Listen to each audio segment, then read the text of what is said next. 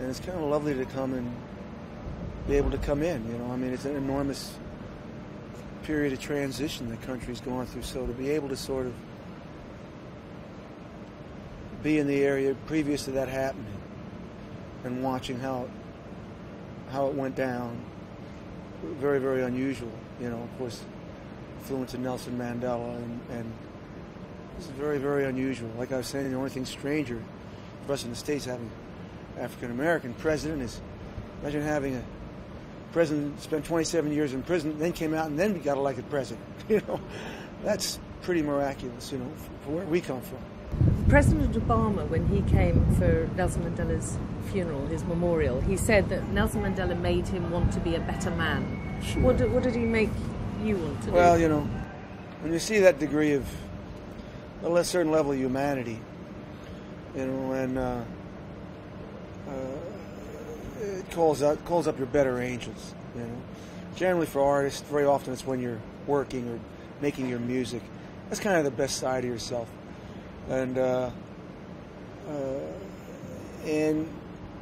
you see, it's 27 years in prison. You come out to not be vengeful, to be able to contextualize your anger, like I said, to be able to put it to be able to be as practical, and put it to practical use.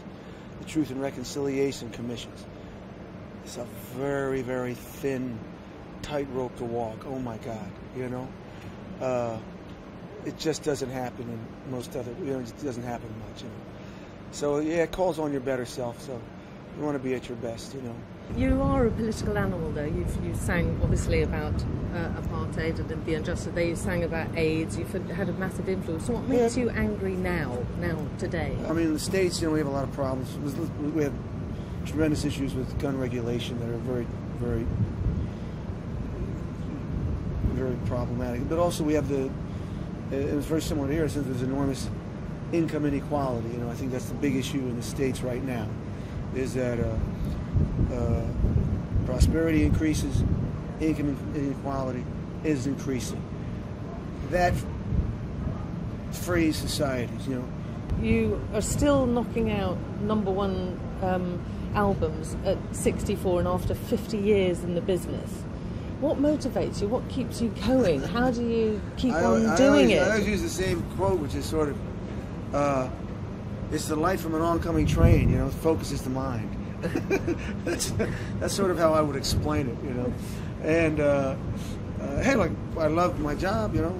So how do you stay grounded, though, when you're Bruce Springsteen and you fly in private jets and you're just Bruce Springsteen? How do you stay grounded? Well, you know, you have your kids to help you do that, life in general, you know. The rules are the same once you get home. And your son being a firefighter must be quite grounding. You go from guitar player to, you know, chauffeur and pancake maker, you know. That's sort of, everybody transitions between those two things. And I've been doing that a long time, and I'm used to, you know, it's still a blast, and you don't, you know, I just enjoy it now. It's easy and lovely for me. Very nice. Great. Well, thank you for your time. Yeah, it's my pleasure. I know you've got lots My pleasure to do, very so much. Thank you very much. Thanks a lot. Great meeting you. Thank you. Take care. Thanks.